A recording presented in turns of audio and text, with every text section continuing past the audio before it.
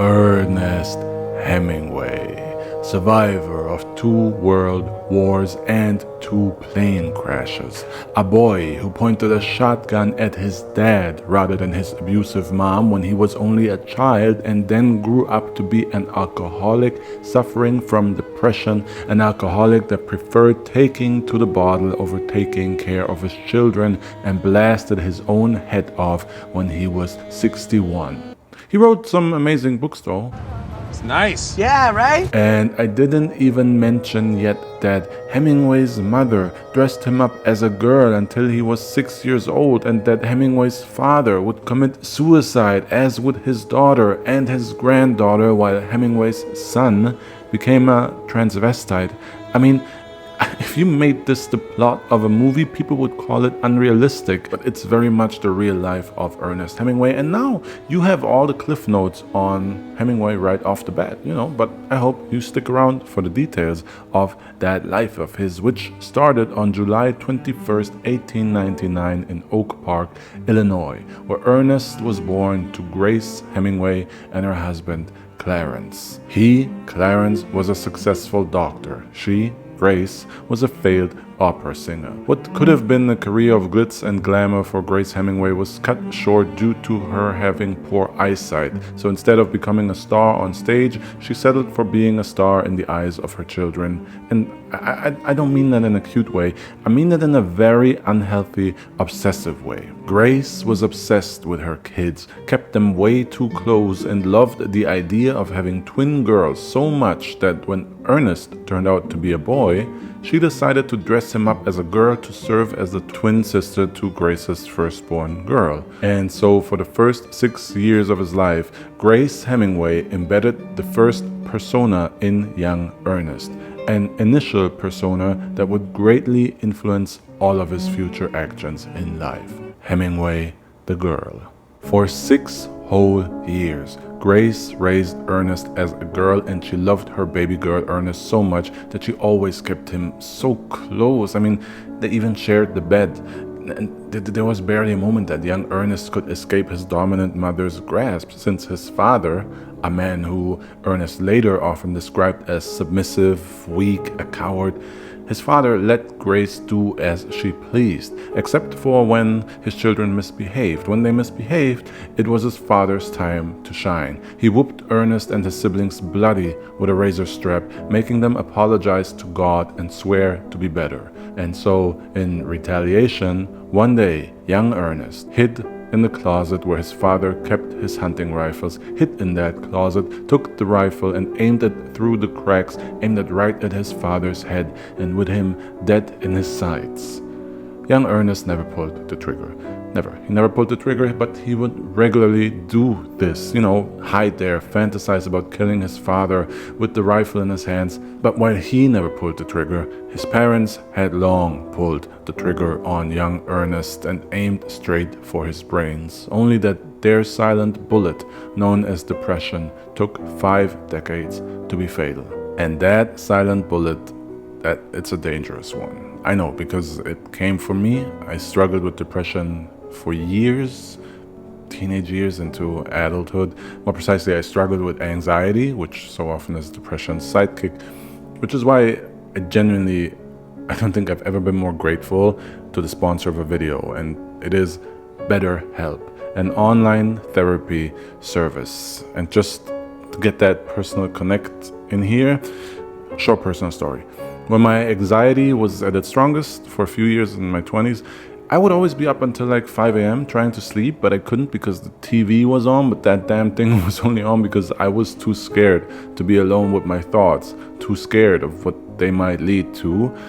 But luckily, eventually, I had a moment of clarity where I let my better thoughts lead me to therapy, which I stayed in for 6 years until my demons were no longer intruders, but guests at my tea party. And I don't really like tea, so it's still not pleasant when they come to visit from time to time, but at least I control the setting now.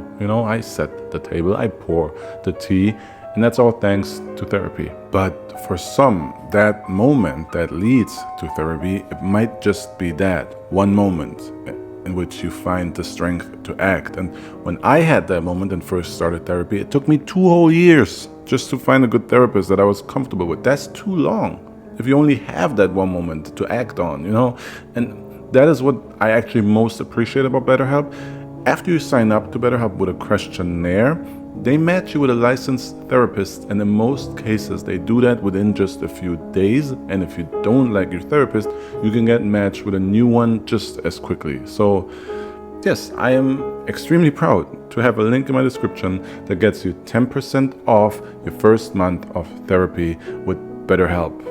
I couldn't support this more. So, click that link in my description or go directly to betterhelp.com/briefed to get that discount. And if you think you're better off fighting your demons alone, I'm not gonna judge you, but I will continue to tell you the very dark cautionary tale of Ernest Hemingway and his demons, which were instilled in him by his parents very early in life. Still, as much as Ernest hated his weak father, his dad was also the only relief from his mother's suffocating obsession. For 2 months of the year, his father would take young Ernest out on a camping trip, and on that trip, Ernest forged a bond with nature that would stay with him for the rest of his life. Here, he was allowed to dress as a boy, finally, and fish and hunt and do all the things that boys did. He could compensate for the lack of masculinity he experienced at home. And Ernest Hemingway would continue to overcompensate for it for the rest of his adult life, leading to his next persona, Hemingway the man. In high school, Ernest Hemingway was popular enough, charming, cool, witty, but never all that talented at sports. Yet when you heard him tell tales of his athletic exploits to friends and family, you'd think he was headed straight for the NFL, which didn't exist yet at the time it had its first season in 1920, but you get the point. But in reality, Ernest Hemingway's real talent lay in a skill that was more associated with feminine traits rather than masculine traits. Young Ernest was a talented writer, and his teachers noticed his talent soon enough and encouraged him to try out for the public school newspaper, where he then published his first short story at age 18 in 1917. A story about a hunter who commits suicide. I'll let you interpret the many parallels and foreshadowing to Hemingway's life in that one. That means that from the moment he first published a story, Hemingway took writing and turned it into something violent, dark, minimalistic, free of unnecessary prose and long explanations of how the wind outside blew like my grandmother's old hairdryer so often would as it was coughing up the rest of its life. The wind blew as my husband snuck down our stairs that creaked in a way that reminded me of the way my father would crack his knuckles before he decided that discipline was best learned under the whippings of his... None of that. Hemingway did none of that. He got to the point, and he refined that style of writing when he got his first job at the Kansas City newspaper, which had a simple style mandate to follow. Short sentences, simple and strong language, don't use many adjectives. And Hemingway, he stuck to that style of writing for the rest of his life and would master it. He made writing super manly, and for that he had to also live a man's life. And it just so happened that at this time there was a little war going on, the First World War, and it was all the rage amongst the boys and the men. Fight for your country, prove your bravery. It was almost like a rite of passage. So Hemingway signed up for the army, but the curse of his caring, obsessive mother loomed over him, seemingly still trying to cuddle her little girl. Grace Hemingway's poor eyesight was hereditary. Ernest Hemingway was not allowed to join the army. His vision was too poor. So he figured, if I can't see well enough to shoot properly, I'll sign up to be a medic that can't dress wounds properly. And the Red Cross Division accepted him. In June of 1918, Hemingway was sent to Italy and joined the First World War, and that meant his life was now defined by 5 things: killing, drinking, gambling, sex, and dying. A soldier's life that came with the mandatory soldier bros, and Hemingway, man, he loved the camaraderie, the manliness of it all. This was exactly what he needed. The only problem was that as a medic, he wasn't doing much of the killing part. He was very far from the front lines, far from the action, but Hemingway wanted in on the action. In fact, Hemingway wrote a letter to a friend saying, "I'm fed up. There's nothing here but scenery and too damn much of it. I'm going to get out of this ambulance section and see if I can't find out where the war is. And unsurprisingly, when you're in a world war and your intention is to find war, you'll find it. On July 8th, 1918, still 18-year-old Hemingway delivered chocolate rations and cigarettes to Allied Italian soldiers at the front line along the Piave River, and before he knew it, a mortar shell exploded next to him, taking the life of a brother in arms and injuring many others, including Hemingway, who had so many shrapnels in his leg that they counted over 200 individual wounds, but still on one leg and bleeding out. Hemingway saved as many people as he could, carrying a wounded Italian soldier to safety. And this was when Hemingway fully adopted a persona that would influence much of his writing: Hemingway the soldier.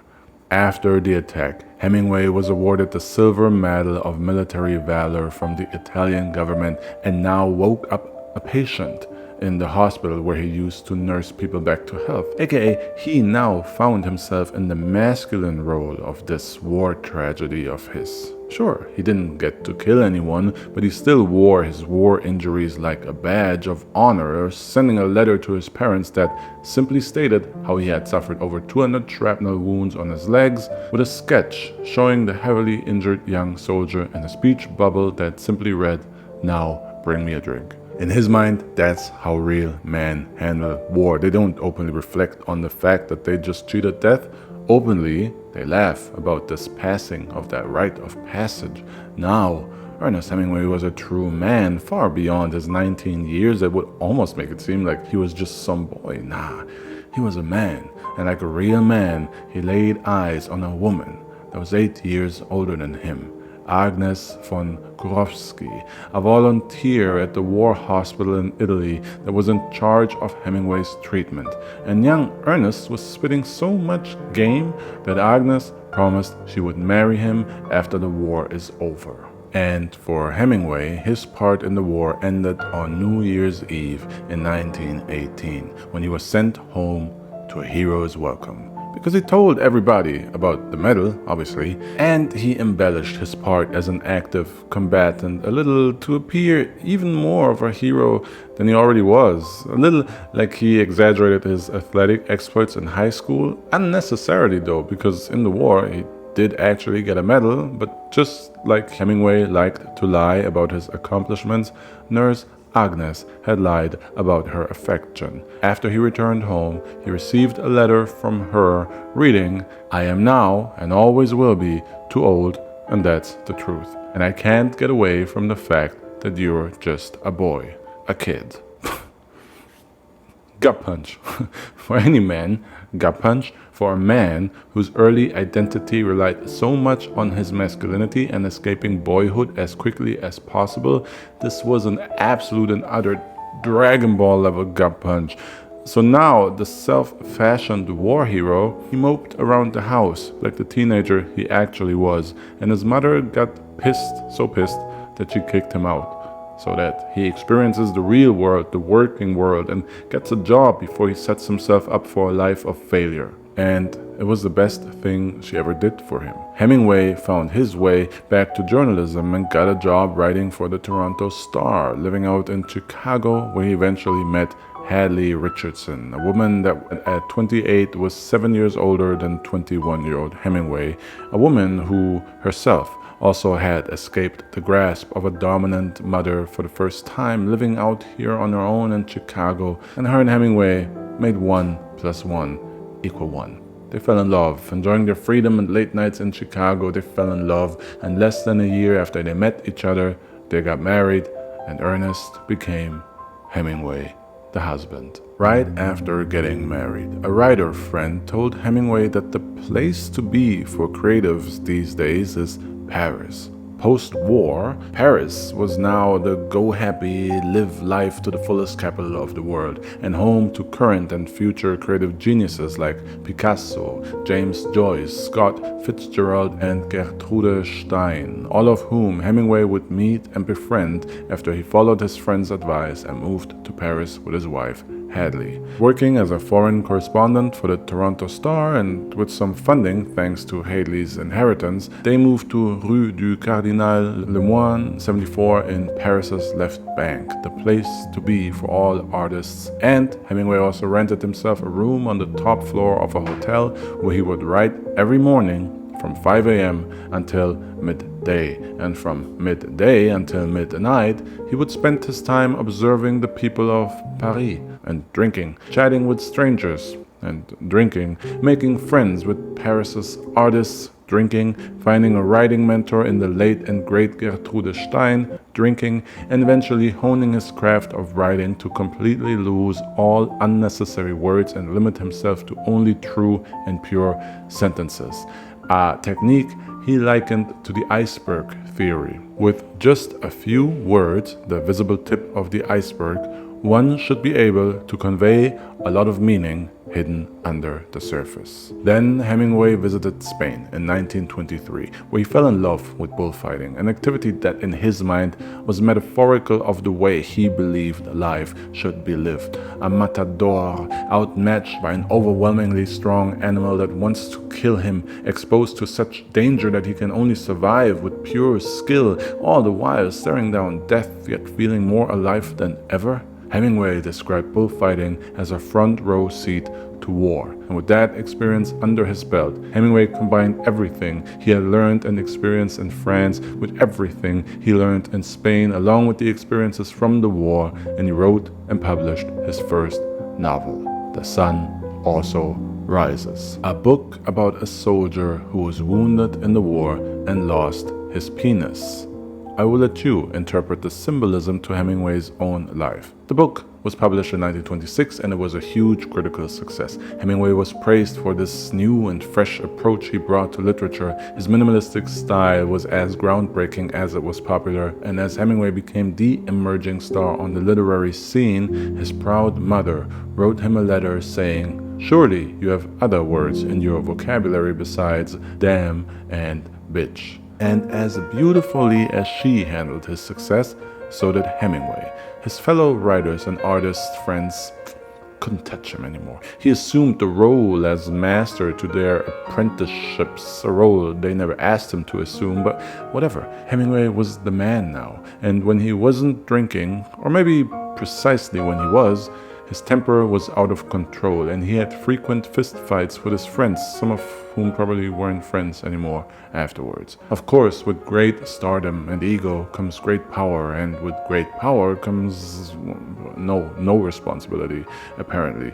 Hemingway and his wife had a son, but that didn't really matter to Hemingway because he then decided to cheat on his wife with her best friend, Pauline Pfeiffer. His wife, Hadley, found out, of course, and gave Hemingway 100 days to decide who he wanted to be with.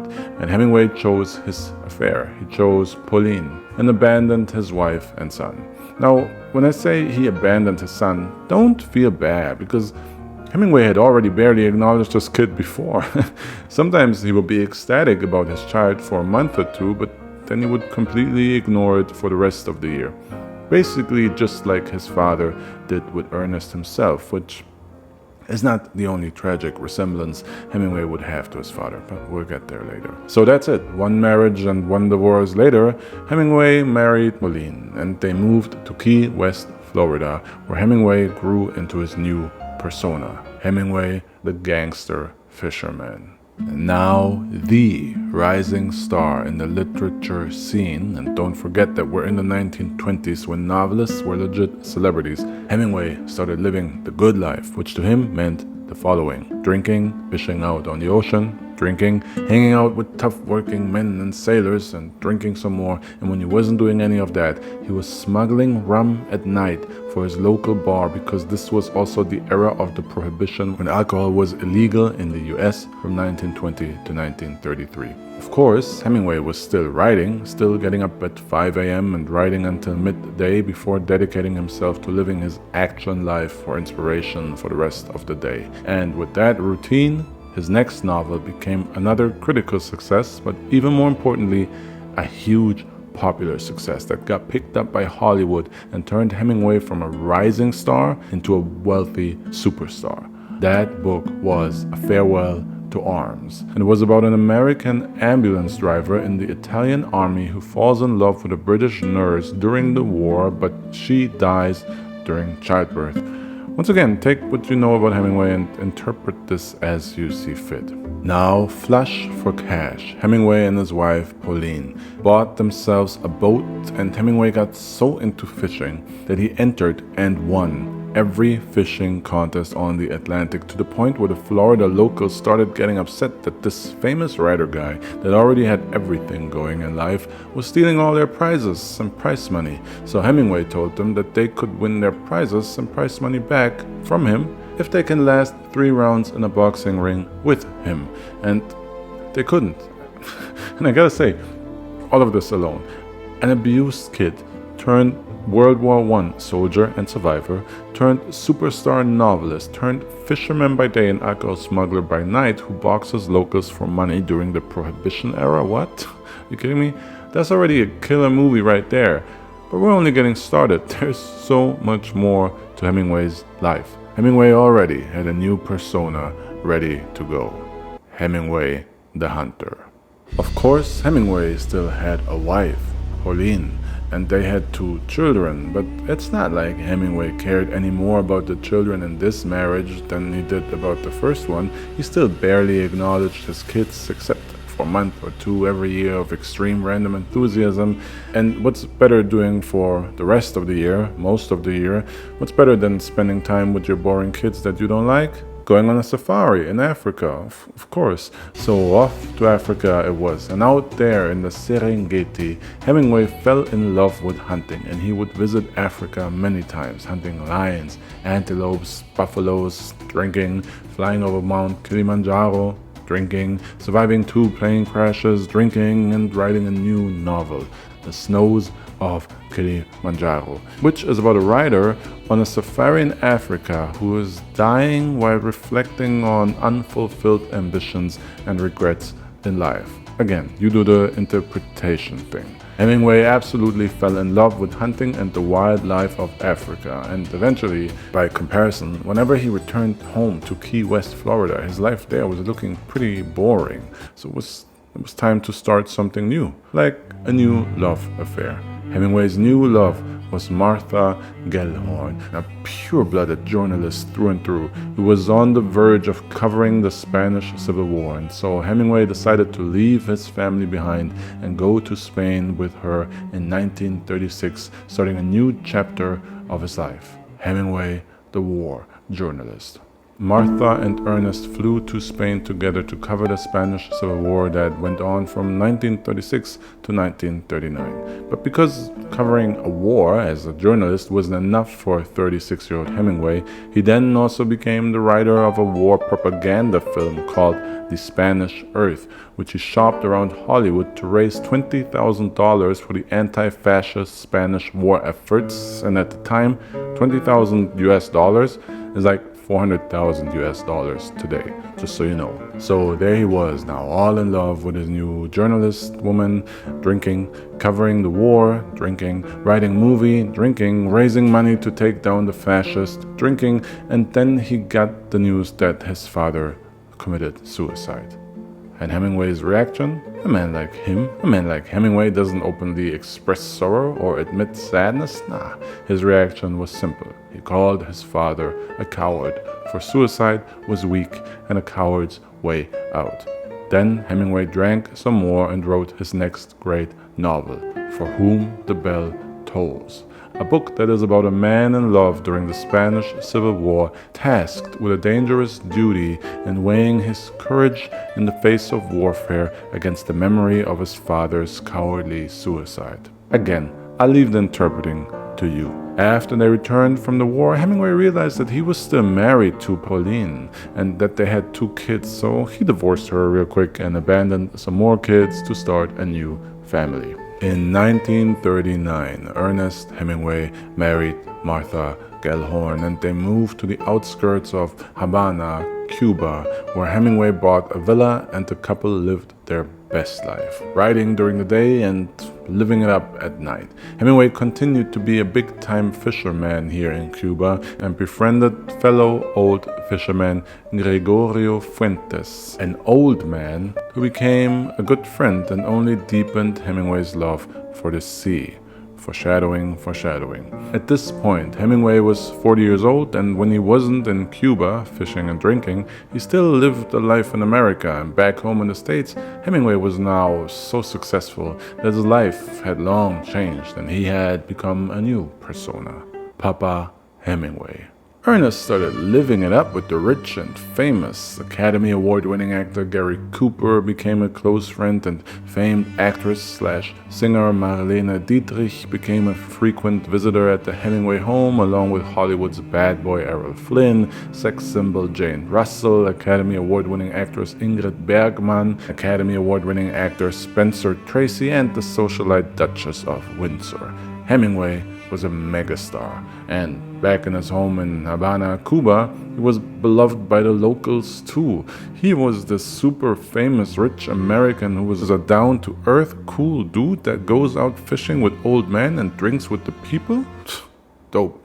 But don't get the title Papa Hemingway confused with him being a good father. Hemingway was still a terrible dad and ignored his children. Papa Hemingway referred to him being the godfather of literature, dad of all creatives. Now 44 years old, Hemingway was the literary genius of the era, and while many would just rest on those accomplishments and drink the days away, Hemingway didn't. Well, he did drink a lot, but he wasn't resting, far from it. In 1944, there had been another little war going on for a bit, now known as the Second World War, and Hemingway wanted in.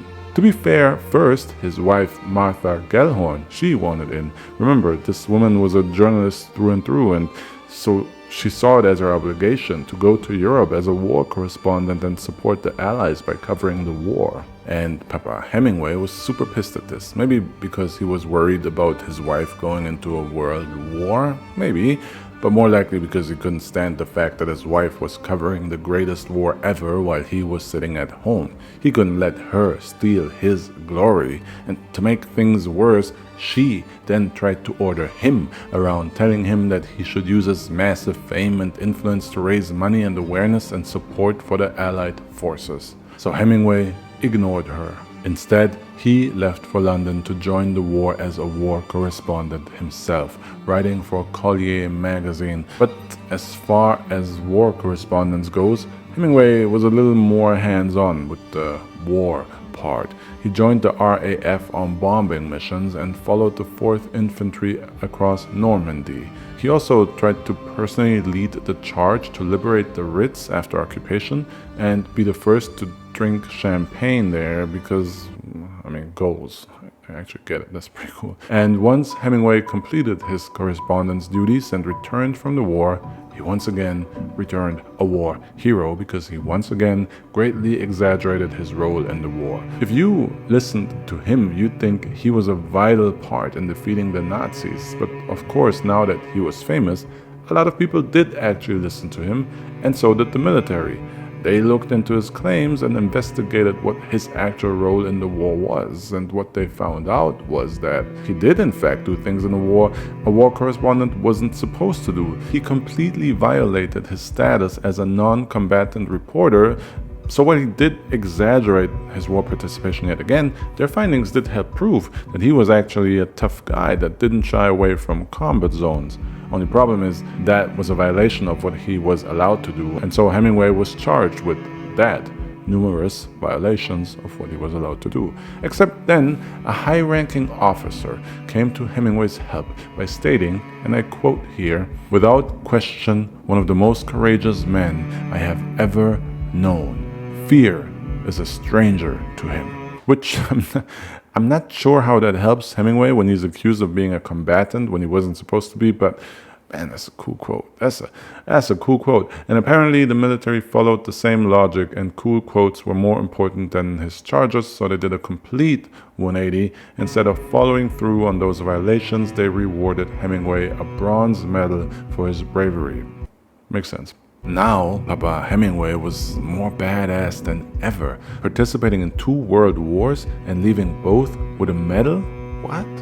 Living legend. To anyone but his kids, of course. To them, he was just a legend, a father that supposedly existed. And this had serious consequences.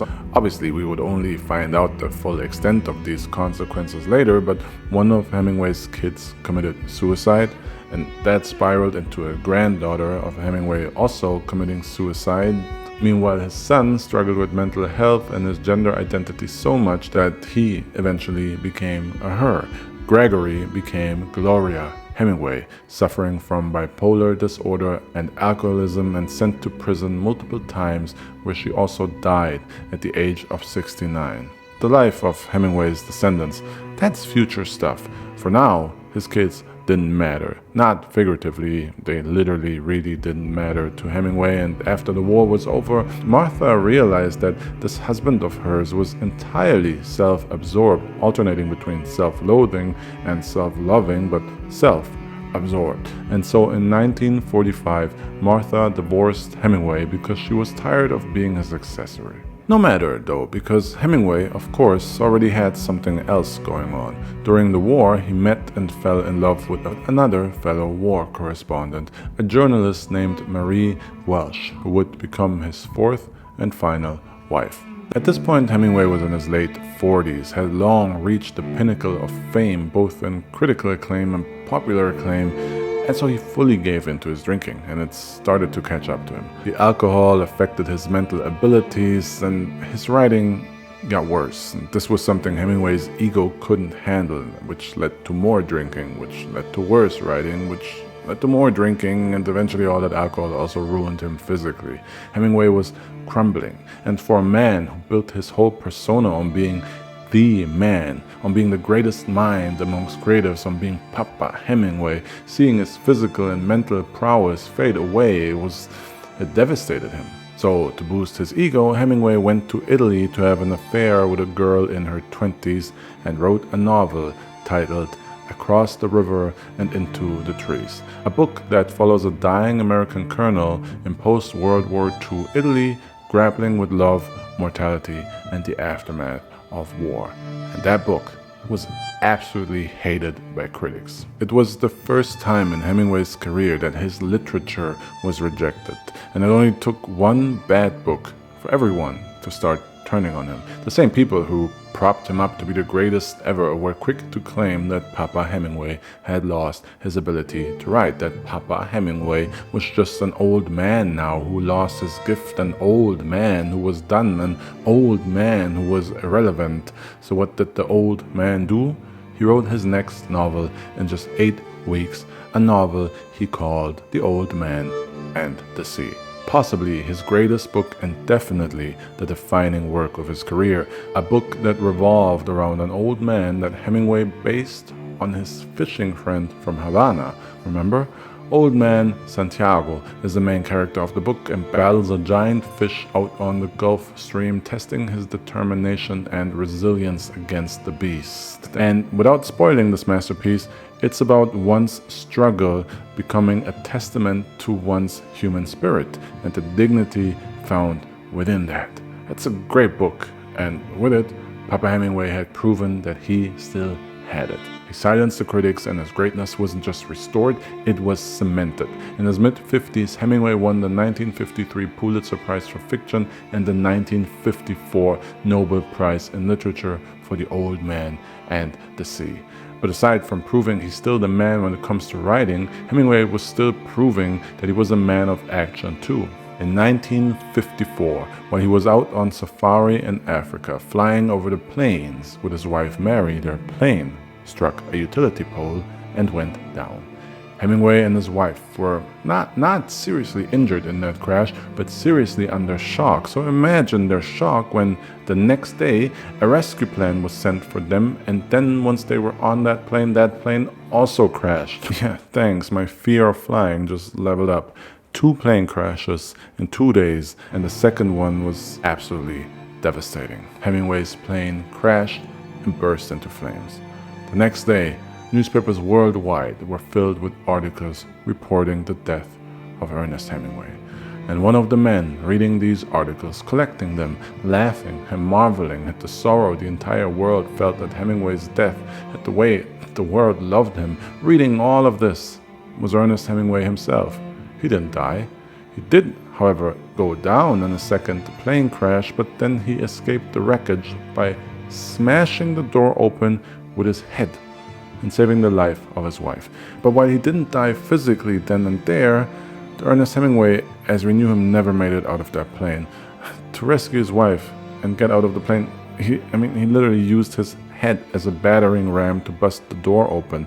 This left him with head injuries so deep that brain liquid started leaking, and while those physical wounds eventually healed, his brain never recovered. Here's an interview from late 1954 after the plane crash, an interview in which Hemingway, the recent Pulitzer Prize winner, was asked about the next great book everyone was sure he was working on. You're working on a new novel, are you not? I have been working on a long novel which is in the vaults of the bank here in Havana. And I have been writing short stories, one of which seems to be, unfortunately or fortunately, grown into a novel. That's good. This was not a literary genius anymore. Hemingway was barely able to string sentences together, and it was all downhill from here. If the drinking triggered his mental and physical decline, the plane crash completed it. Hemingway could no longer write. His one consistent persona, Hemingway the writer, had died. And with its passing, it revealed the true persona that was underneath all of them all this time. Hemingway, the manic depressive. Without his writing, that persona took over entirely, and in July of 1960, Hemingway was admitted to the Mayo Clinic for electroshock therapy to treat what they called depression and delusional thoughts. But Hemingway had just enough charm and wit left in him to convince the hospital staff that they should release him and let him go home. So home he went, straight towards his favorite rifle, which he aimed to his head. And then his wife Mary stopped him from committing suicide. 1 year later, in July 1961, Hemingway was admitted to the psychiatry again. And again, he convinced them to let him go. Again, he went home. Again, he picked up his favorite rifle, put it to his head, and this time he squeezed the trigger. On July 2nd, 1961, Ernest Hemingway killed himself.